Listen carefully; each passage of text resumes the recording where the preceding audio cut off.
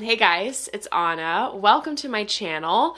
Today we are doing part 2 of my fall fragrance recommendations. I've already done the luxury designer niche side of things, and in this video we're discussing moderate to affordable price range. This is also low-key a vanilla video. I noticed all of these fragrances happen to have vanilla in them except for 2. It is, in fact, my favorite note, so I'm bound to have a lot of it in my collection. And if there's ever a time of year for it, it's vanilla's time to thrive. Anyway, let's kick it off with Chelsea Morning from Lush. This is an absolutely fantastic citrus vanilla butterscotch perfume. So it's not your typical lemon vanilla combo that you smell very, very often nowadays. This is definitely one of my favorites that I've encountered. This just hits like the next level of addiction for me. It is so warm, cozy, sweet,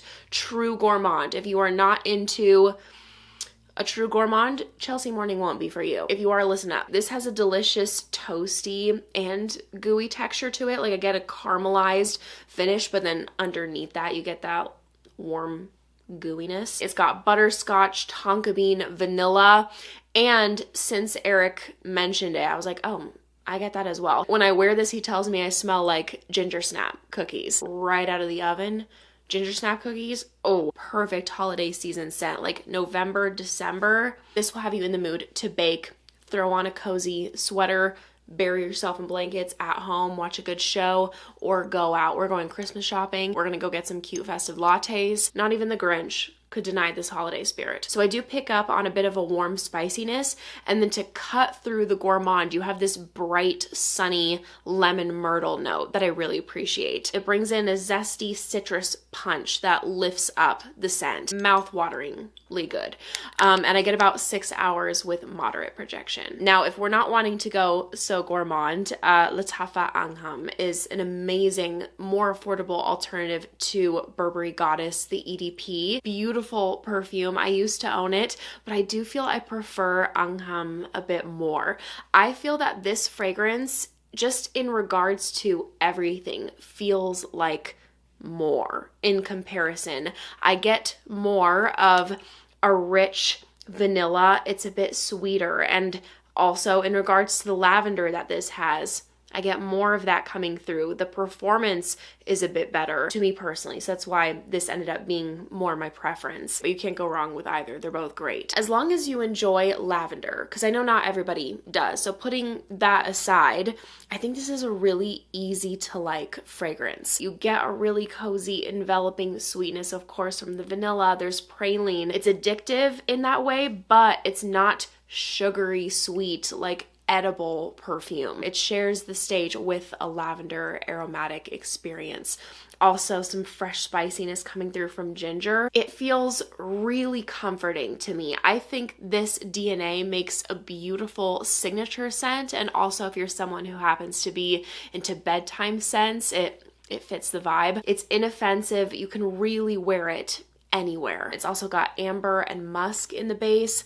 I think Angham makes a great layering fragrance as well. It's not a really complex note breakdown, but it hits the mark. And I would say I get about 6 hours with moderate projection. Next is Kayali Oudgasm Chocolate Oud 11. And despite the name, I really don't get a lot of chocolate from this scent. I get a little bit in the background. It's definitely supporting for me personally. You may be very different. Maybe you'll get more chocolate out of it. This is more about the spiced rum, caramel apple, and woody notes to me. Certainly a sister to Kilian Angel Share. So if you have a fragrance in that scent family already in your collection, you don't need it. But if you don't, consider it. I do happen to like this more. I find this, for me, easier to wear. Angel Share smells fantastic, but it can get, unfortunately, cloying and bothersome to me. This is not as dense. This is not as spicy. This mentions the accord is caramel apple. I picture a hot apple cider topped with a caramel drizzle as opposed to like a literal caramel apple. They are different. The taste, the smell, they're different. Oh yeah, and then that cider is spiked with rum. Another one of those perfumes that's just the holidays bottled. It's got incense, it's got cinnamon, background dark chocolate. Nothing that goes too dark or bitter though. And then you have this base and blend of woody notes. I don't find this to be at all a challenging oud. So usually if you'll see that mentioned and you're like, oh, that's not for me, this one's not difficult at all. I get it. I'm picky with oud as well. Layer this with your gourmands, other boozy scents, woody fragrances, warm, spicy this season. It really sets the scene for crunchy fall leaves, warm apple cider. And I get about 6 hours with moderate projection. Now stepping entirely away from the gourmand category, this is by far the least sweet out of this list. It's very, very subtly sweet. Garnet Power from Andrea Rada. This fragrance is so chic, stylish, classy. Like it's giving old money vibes. This has an unbelievably smooth, luxurious, suede-like feel. It's got to be coming through from the iris. It's pulling more like an orris to me. If you are familiar with the original EDP Bottega Veneta perfume, that is a suede chypre fragrance. This is in that category. So if you love that perfume, I bet you would love this. I prefer it. I don't even know if they still actually sell the Bottega Veneta fragrance anymore. It might be discontinued. Let me do a quick Google search to see if I could just find it. It's looking like no. And then the scarce listings that I am coming across are just on resale sites and they're quite expensive. I'm honestly shocked at the pricing for this one because I would pay like $300 for this. I believe it's like $115. Amazing price for the experience you get. It really has a luxury private line designer feel to it, I think. It opens up more fresh. In the top is a whole list of citrus notes. There's bergamot, orange, lemon, some pink pepper in the mix to give it a fresh spiciness. This has a base of patchouli, like a classic patchouli oak moss musk base. So because of that, of course, naturally it has an earthiness, but it smells so clean. It's not a dirty patchouli, if you will. It's got a very prominent iris, as I was mentioning earlier, that pulls a suede tone. The iris is more dense in concentration, I feel. Think suede and a buttery consistency. It's got a supporting, I would describe like pillowy, creamy jasmine, cashmere, musk, benzoin. It really feels like you're being engulfed by a luxurious weighted blanket. And then there's that pinch of vanilla, a fragrance that a vanilla hater could love. Just a pinch of that seems to pull it all together. It is so beautiful. And I think if it was coming from more of a mainstream brand, this scent would be quite popular. But I'm fine having this be my little treasure. But you know I don't gatekeep, so of course I'm gonna share everything that I'm loving. Really impressive performance. I get all day wear from this with a nice moderate projection. And then I picked up this one recently, Chai Epice from Le Monde Gourmand.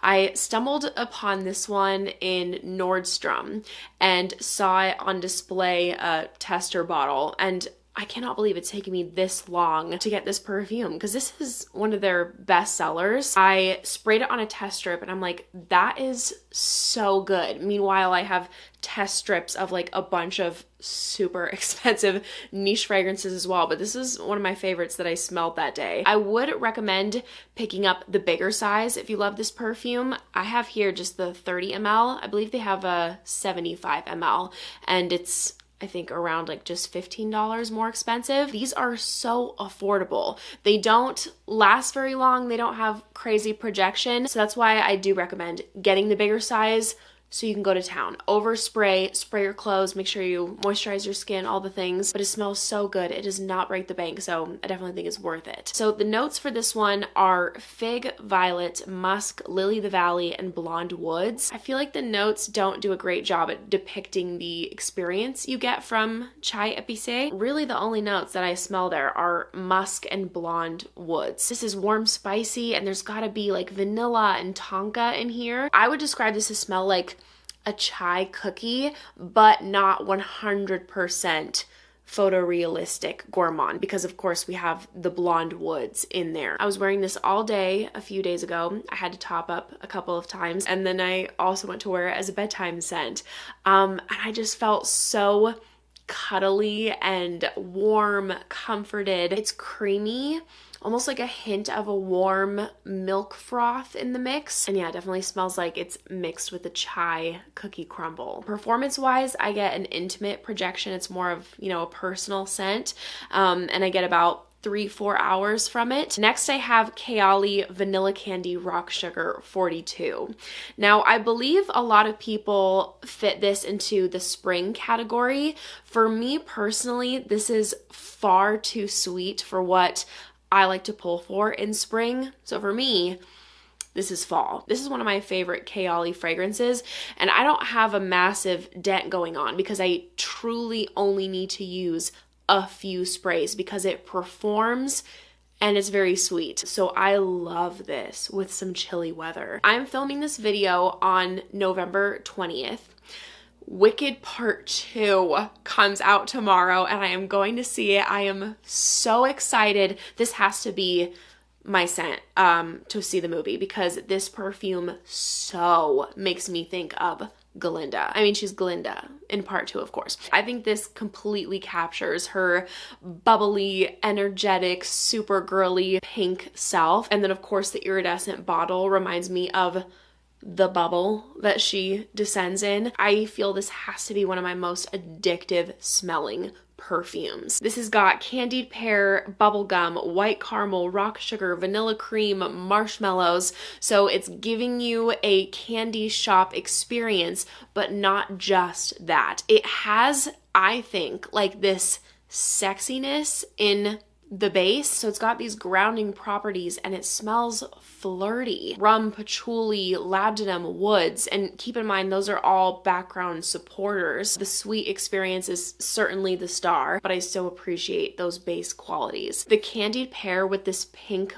bubblegum is so good. I get like the powdery outer coating of a classic strip of pink bubblegum. Then also like the powdery squish of marshmallows, warm toasty vanilla, tonka, and like I was touching on earlier, I get really good performance out of this. Like 9 hours with a moderate projection with my couple of sprays. It can get strong real fast. Next is Match Made in Heaven from Sorce, and it really is a match made in heaven between vanilla soft serve and matcha. They nailed that experience. I am so impressed with this perfume. Finally, a perfume actually delivering ice cream. It smells like walking into a shop that specializes in all things matcha. They do matcha lattes, of course, matcha ice cream.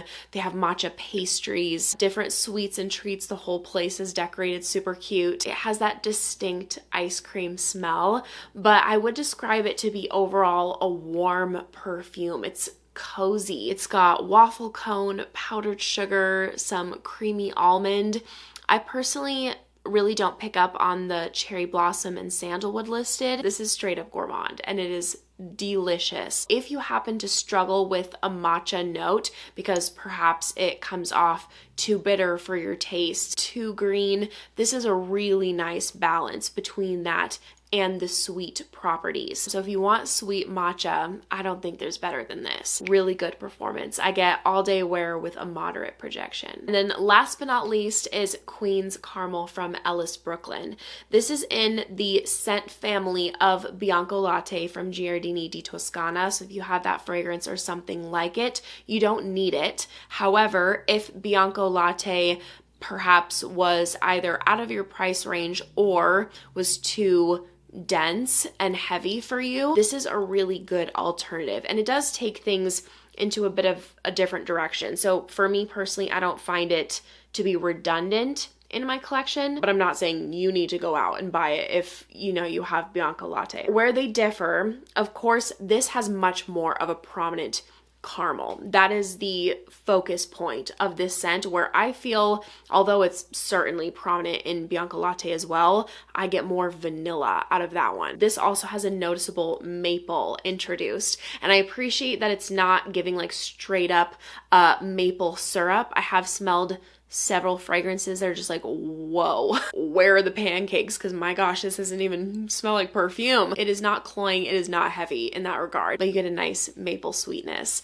There's also, of course, vanilla, tonka bean, honey mentioned, white chocolate, sugar, coconut. Although it has a lot of gourmand going on, and it is gourmand, this has a beautiful light, airy texture, creamy lactonic properties, but it's not weighing you down. This has a really cozy, fluffy musk in the base, some amber wood as well. Imagine caramel, vanilla, maple, buttercream frosting, but really whipped. Airy. And I get about 4 hours with a soft projection. Thank you guys so much for watching. I hope you enjoyed. If you did, make sure to give this video a big thumbs up and make sure to subscribe down below if you haven't already. If you want to see me in any more videos, I'd appreciate it so, so much. I hope you guys are having a great day and I hope to see you in my next video. Bye.